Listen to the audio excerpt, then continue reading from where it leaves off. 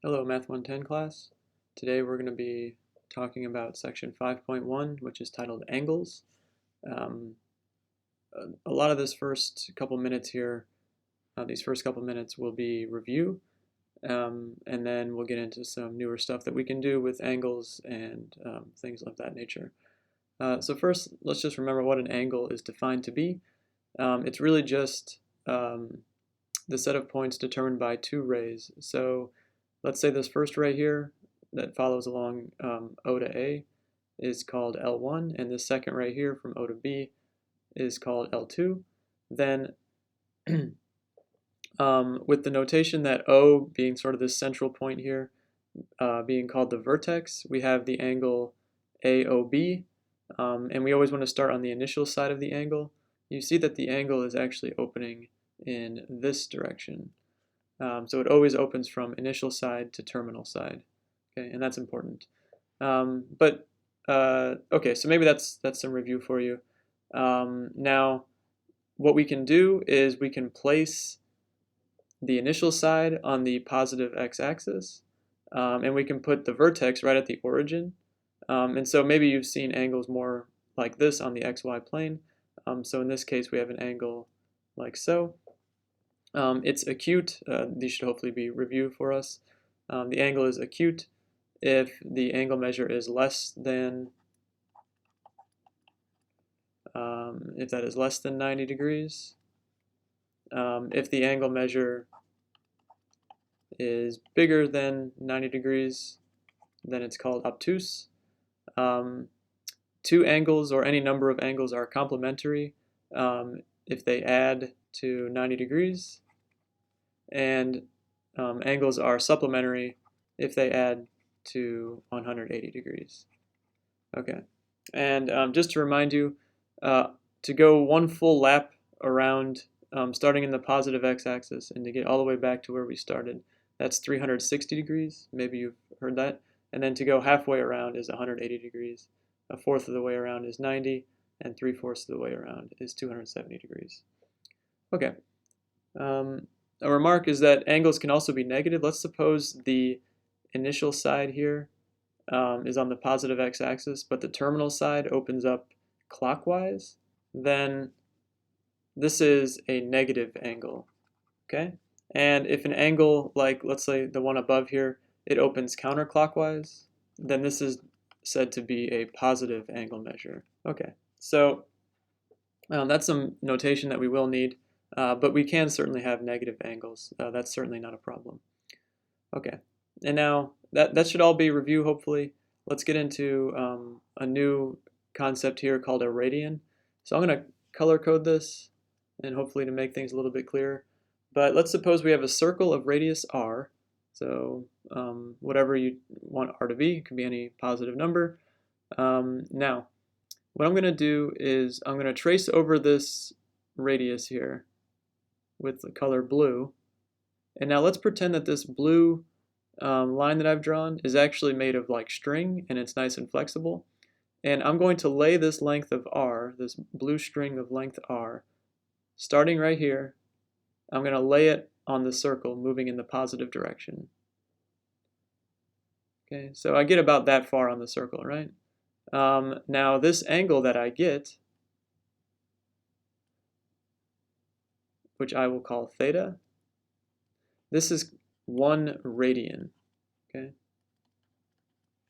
And in fact, it doesn't matter how big your circle is. I could have drawn a smaller circle, done the same thing with a different r value. But what matters is that the angle that you get is always the same. And so that's defined to be 1 radian. So maybe you've heard the term radians, but you've never actually understood where it came from. It just comes from laying the length of the radius along the circle itself. So actually this length here along the circle is length r. And so you get 1 radian that way. And now to go all the way around the circle, well, you can talk about that in terms of radians, and maybe there's this famous number you've heard of, pi. Well, to get all the way around the circle is 2 pi radians. And so relating this back to degrees, we know to get all the way around the circle is 360 degrees. So now we have 2 pi radians equals 360 degrees. So the observation is that we can now convert between degrees and radians, right? So you'll notice if I divide both sides by 2, I get that pi radians, which I'll just denote with rad, equals 180 degrees. All right, and this is our conversion factor now. So if I want to get from degrees to radians, I'm going to multiply by pi over 180. And if I want to get from radians to degrees, I'm going to multiply my number by 180 over pi. All right. So let's convert 95 degrees to radians. Well, I take my number and I multiply by pi over 180.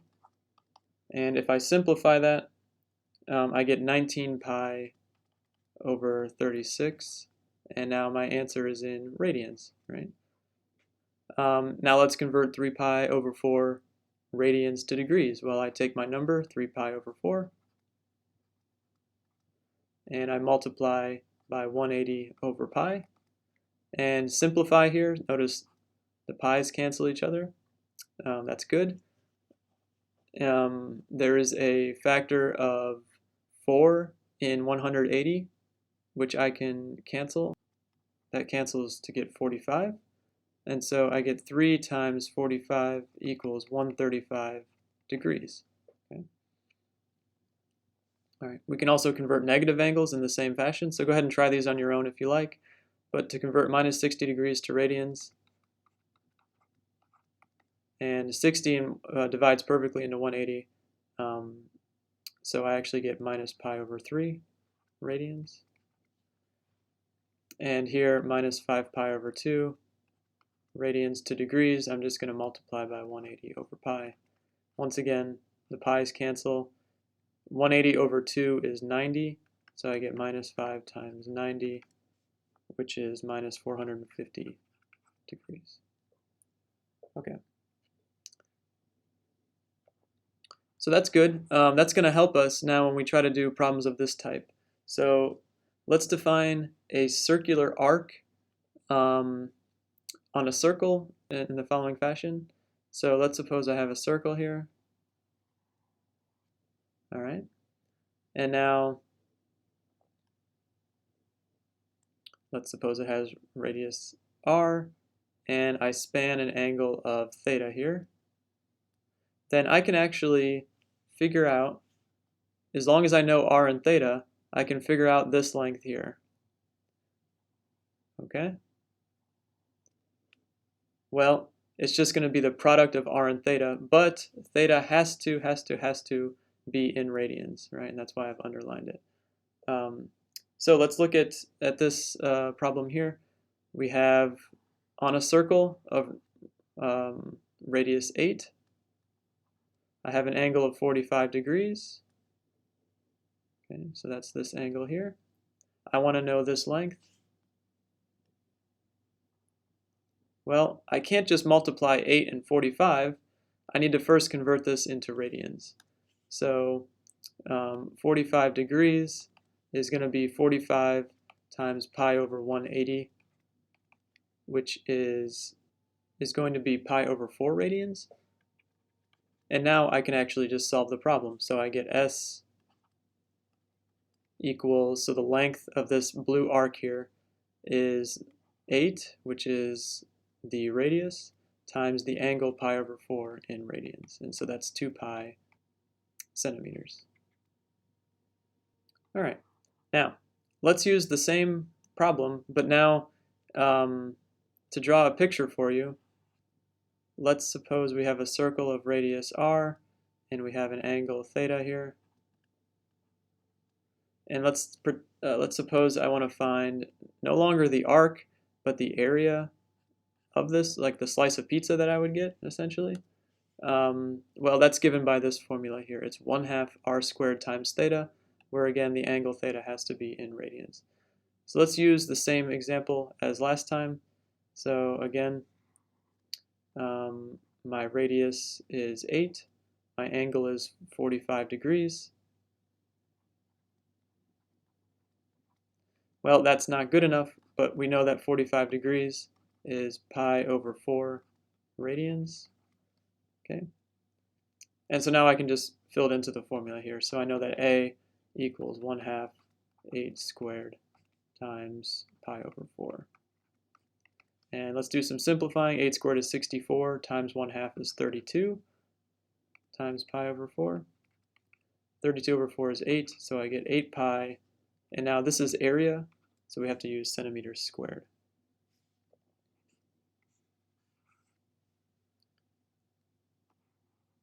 Okay. Now, let's go back here, this equation here. Let's suppose that I'm given the length of the arc. So let's suppose I'm given this blue length, and I'm also given the angle.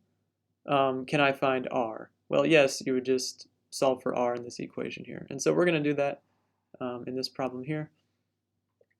So let's draw the picture here. So let's suppose we're trying to find the radius, but we know that the angle is 20 degrees, and the length of the arc, so this blue length here, is 3 meters. So what that tells me then is that 3 equals r times theta, right? The length of the arc is r times theta. And notice I didn't put 20 here because 20 degrees is not what I need. I need this in radians. I take 20 and I multiply by pi over 180. And it looks like I'm going to get pi over 9 radians, right? Okay, so 3 equals r times pi over 9. Okay. And now I can solve for r just by dividing by pi over 9, which is the same as multiplying by 9 over pi. So that's 27 divided by pi. And the length is in meters. And I know that just by looking back here. That's what my unit length is. Okay, but now let's actually build onto this problem. Let's suppose I now wanted to know the area. So now, what is the area of the sector? That's what that slice of pizza is called. Well, that's area equals 1/2.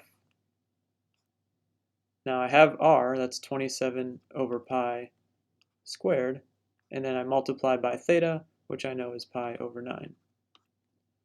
And so I get 1/2 times 27 squared over pi squared times pi over 9. When I square a fraction, I can just square the top and bottom individually. And so this is 1/2. Notice one factor of pi cancels. And 27 is 9 times 3. So I actually have 9 squared times 3 squared.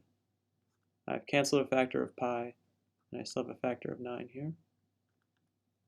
And so one factor of 9 cancels. And so I get 1/2 9 times 3 squared, which is also 9, divided by pi. And so this is 81 divided by 2 pi. And it would be meters squared now. So that's just a fun little add-on problem. What you'll find on the worksheet is, like I ask, there's a circle of certain diameter, so you'll first need to convert that to a radius, and then solve a problem kind of like this, like this one and like this one. Okay, but that's the end of the notes for today, or for this video. In the next video, we'll get into section 5.2.